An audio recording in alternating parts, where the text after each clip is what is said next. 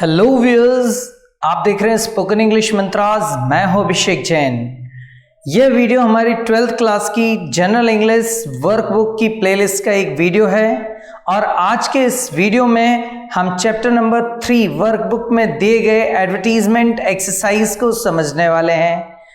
Advertisement exercise के first part video में मैंने टेक्स्ट बुक में दिए गए एडवर्टीजमेंट को आपको एक्सप्लेन किया था और आज हम वर्कबुक में जो 4 एग्जाम्पल्स दिए गए हैं, आज हम उन सभी 4 एग्जाम्पल्स को स्टडी करेंगे और समझेंगे कि हम कैसे एक बेहतर एडवर्टीजमेंट डिजाइन कर सकते हैं। एक बेहतर एडवर्टीजमेंट को डिजाइन करने के लिए हमें इसके फॉर्मेट को बहुत अच्छे से समझना है। जैसा मैंने आपको इसके फर्स्ट पार्ट वीडियो में बताया है कि हमारे एडवर्टीजमेंट में वर्ड लिमिट मिनिमम होनी चाहिए, इसकी लैंग्वेज सिंपल होनी चाहिए और टू द पॉइंट होना चाहिए। साथ ही एडवर्टीजमेंट हमेशा कॉलम के फॉर्म में होना चाहिए, अर्थात एक एडवर्टीजमेंट की चौड़ाई थोड़ा सा कम होनी चाहिए जबकि उसकी लंबाई ज्यादा होनी चाहिए। इसी तरह से हम क्लासिफाइड एडवर्टीजमेंट को बेहतर तरीके से डिजाइन कर सकते हैं। तो देखते हैं हम अपना फर्स्ट एग्जाम्पल।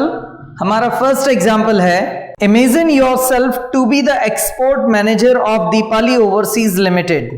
आपको कल्पना करनी है कि आप दीपाली ओवरसीज लिमिटेड के एक्सपोर्ट मैनेजर हैं और ये मुंबई में है। You need chartered accountants for Mumbai, Delhi and Bangalore offices, और आपको अपने मुंबई, दिल्ली और बेंगलोर ऑफिसेज के लिए चार्टर्ड अकाउंटेंट्स की आवश्यकता है। Write an advertisement for a national daily, आपको एक राष्ट्रीय अखबार में एक विज्ञापन देना है। Offering an initial salary of 20,000 per month with free accommodation, और साथ में आपको ऑफर करना है 20,000 रुपए सैलरी पर मंथ और साथ में मुफ्त आवास। कंप्लीट एन एडवर्टीजमेंट इन 50 वर्ड्स, और आपको ये एडवर्टीजमेंट सिर्फ ज्यादा से ज्यादा 50 शब्दों में पूरा करना है। तो चलिए शुरू करते हैं हम और देखते हैं कि हम इस एडवर्टीजमेंट को कैसे बेहतर तरीके से डिजाइन कर सकते हैं। जैसा कि हमने टेक्स्ट बुक में देखा था, जब हम कोई सिचुएशन वैकेंट यानी कि नौकरी का एडवर्टीजमेंट डिजाइन करते हैं तो उसकी हेडिंग क्या होती है? उसकी हेडिंग होती है वांटेड या रिक्वायर्ड, और इसी तरह से यहाँ पर भी हम एक हेडिंग डालेंगे, वांटेड या रिक्वायर्ड में से कोई एक। तो हमने हेडिंग सिलेक्ट किया है रिक्वायर्ड। अब इसके बाद देखिए हमें किस चीज की आवश्यकता है, हमें चार्टर्ड अकाउंटेंट्स चाहिए हैं। तो हम लिखेंगे chartered accountants for Mumbai, Delhi and Bangalore offices. साथ ही अब अगर आपको चार्टर्ड अकाउंटेंट्स की जरूरत है तो हमें इस बात का भी ध्यान रखना पड़ेगा कि क्या हमें वो चार्टर्ड अकाउंटेंट्स एक्सपीरियंस चाहिए हैं या फिर फ्रेशर चाहिए हैं। हम इस चीज को भी मेंशन कर सकते हैं और इसके लिए हम लिखेंगे विथ 4 to 5 ईयर एक्सपीरियंस। इसके बाद हमारी हेडिंग में सैलरी के बारे में भी बताया गया है और फ्री अकोमोडेशन के बारे में बताया गया है, तो इसको भी हमें ऐड करना पड़ेगा। और इसके लिए हम लिखेंगे initial salary 20,000 rupees per month with free accommodation. And then अब हमें कॉन्टेक्ट के बारे में इंफॉर्मेशन देनी है, तो ये आ जाएगा हमारा interested candidates send their resume to the export manager Deepali Overseas Limited Mumbai or visit www.deepalioverseas.com for more detail। इस तरह से हमारे ये फर्स्ट एडवर्टीजमेंट तैयार होता है जिसमें हमने हेडिंग डाली रिक्वायर्ड, चार्टर्ड अकाउंटेंट्स की जरूरत थी, इसके बारे में बताया, किन किन ऑफिसेज के लिए जरूरत थी, एक्सपीरियंस कैंडिडेट चाहिए तो एक्सपीरियंस के बारे में बताया, साथ ही इसमें हमने सैलरी और अकोमोडेशन के बारे में भी बताया, और इसमें यह भी हमने समझाया है कि जो इच्छुक उम्मीदवार हैं वो किस तरह से अपना रेज्यूमे भेज सकते हैं, कैसे अप्लाई कर सकते हैं पोस्ट के लिए, और साथ ही अगर उन्हें अधिक जानकारी चाहिए तो किस तरह से कांटेक्ट कर सकते हैं। इसके बाद हमारा सेकंड एग्जांपल है, right a classified advertisement for lost and found column of a local newspaper. आपको खोया पाया वाले कॉलम में आपके लोकल न्यूज़पेपर में एक विज्ञापन देना है। Stating the loss of your books and important documents while travelling in a local bus,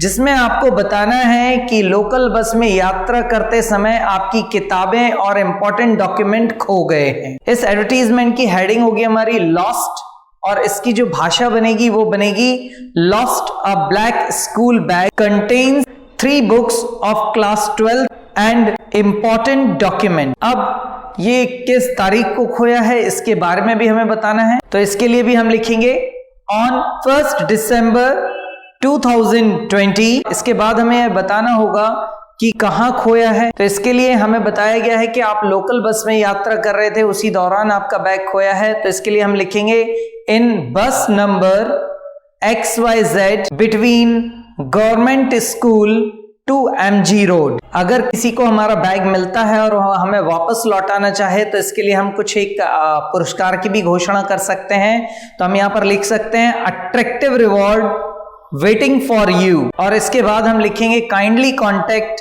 XYZ and mobile number. इस तरह से हमारा ये सेकेंड एडवर्टीजमेंट कंप्लीट है।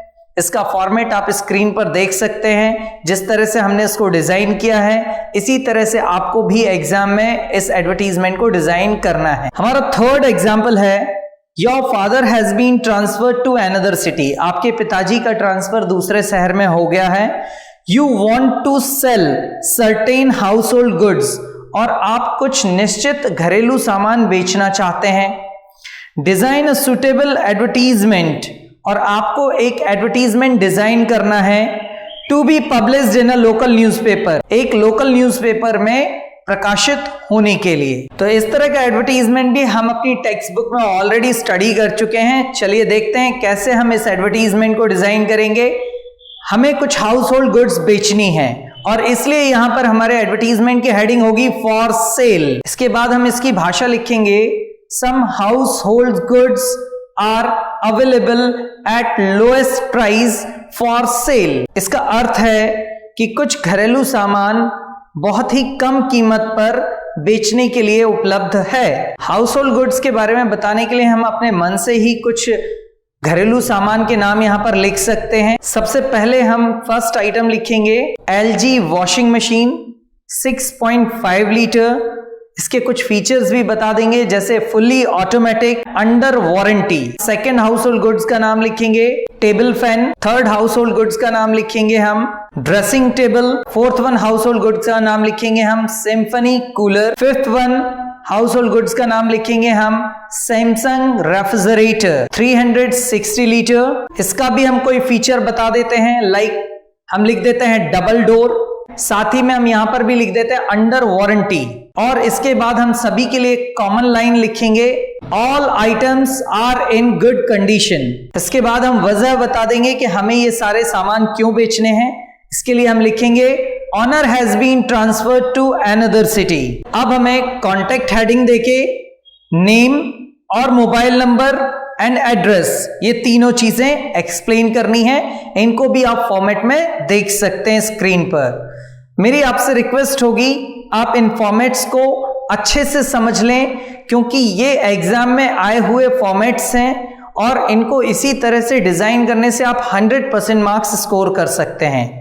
तो ये था हमारा थर्ड एग्जाम्पल वर्कबुक का। इसके बाद हम देखते हैं अपना फोर्थ वन एग्जाम्पल जो वर्कबुक में दिया हुआ है। तो हमारा फोर्थ एग्जाम्पल है design an advertisement on behalf of the ministry of environment MP।